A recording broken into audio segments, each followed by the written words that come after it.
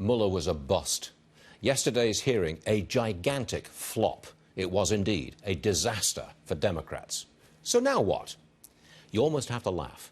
After the collapse of their impeachment case, the left is still pushing impeachment, or maybe prosecution, after the president leaves office. What a chronic political mistake. We are not a nation of lawyers. We don't care to have our government perverted by legalisms, and to see our leaders scrambling to get him on something or anything is a real turn-off. That leaves the Democrats with a huge 2020 problem. If sliming the president isn't working, they have to run on policy, and the policy they have is socialism. That is not a winning strategy. Kill your private health insurance? The fantasy land of the Green New Deal? Open borders? I just don't see middle America flocking to the socialist cause. We're not that far gone, are we? Bottom line, the president is going to complete his first term, and a socialist opponent in 2020 will ensure that he gets a second term.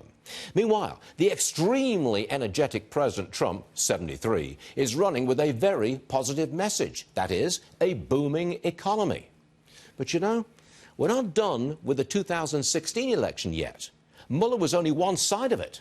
The other side is the Inspector General's report coming in September. That will tell us what Strzok, Page, Comey, Brennan, Hillary and President Obama were up to before, during and after the election.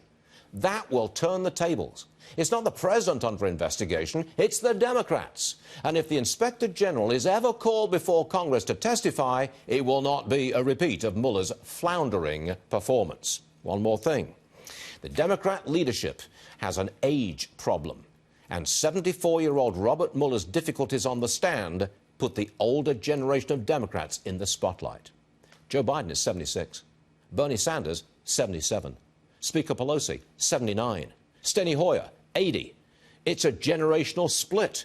Their antagonist, Alexandria Ocasio-Cortez, turns 30 in October. Meanwhile, the extremely energetic President Trump, 73, is running with a very positive message, that is, a booming economy. Look at this.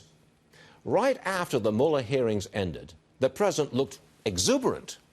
Adam Schiff and Elijah Cummings looked like they were attending a wake.